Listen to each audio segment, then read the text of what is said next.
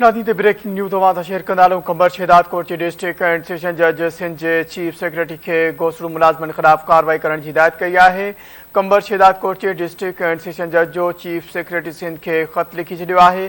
खत में चो है कंबर शहदाद कोर्ट जिलो 80% पानी में बुड़ी चुको है, जैसे नतीजे में कीमती जानिन घरन जो वडे पैमाने ते नुकसान थो है। खत में है तो गोसड़ू नाअहल इंतजामिया सबब पूरे जिले के टाउन्स गोठन घिटिन रोडन ता इन वक्त ताई पानी निकाल न थी सको है। सेशन जज ज़ाहिद मित्तल तो जिले के दौरे दौरान खबर पई तो म्यूनसिपल जा 50% मुलाजिम ड्यूटी ते न वरी ड्यूटी कंदा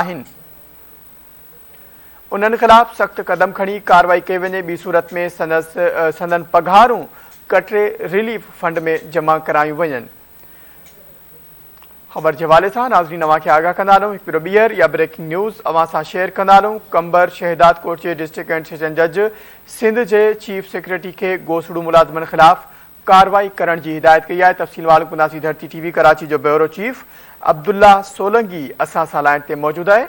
जी अब्दुल्ला, आगाह कजो, छा तफसील आहिनि? जी बिल्कुल, कंबर शहदाद कोर्ट के डिस्ट्रिक्ट एंड सेशन जज ज़ाहिद मित्तल अॼु चीफ सेक्रेटरी सिंध के खत लिखी छो है। हिन खत में कंबर शहदाद कोर्ट जिलो 80% पानी में बुड़ी चुको है। ॼाणायो वियो आहे जिन खत में ॿुधायो वियो आहे त 80% पानी में बुड़ी चुको है, जिनके नतीजे में कीमती जानिन ऐं घरनि जो वडे पैमाने ते नुकसान थियो है। गोसड़ू ऐं नाअहल इंतजामिया सबब पूरे जिले के जेके टाउन्स आहिनि, ॻोठा आहिनि, घिटिन ऐं रोडनि ते हिन वक़्त ताईं पानी निकाल न थी सघियो आहे।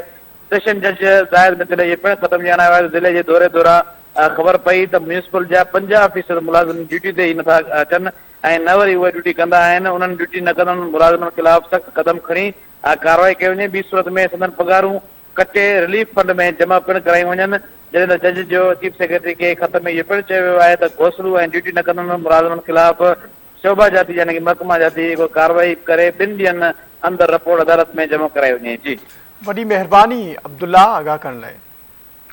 नाज़रीन, कराची जो ब्यूरो चीफ अब्दुल्ला सोलंगी असां सां लाइन ते मौजूद हो। खबर के हवाले से अवां खे हिकु ॿीहर आगाह कंदालूं। कंबर शहदाद कोर्ट के डिस्ट्रिक्ट एंड सेशन जज सिंध के चीफ सेक्रेटरी के गोसड़ू मुलाजमन खिलाफ कार्रवाई करने की हिदायत कई है।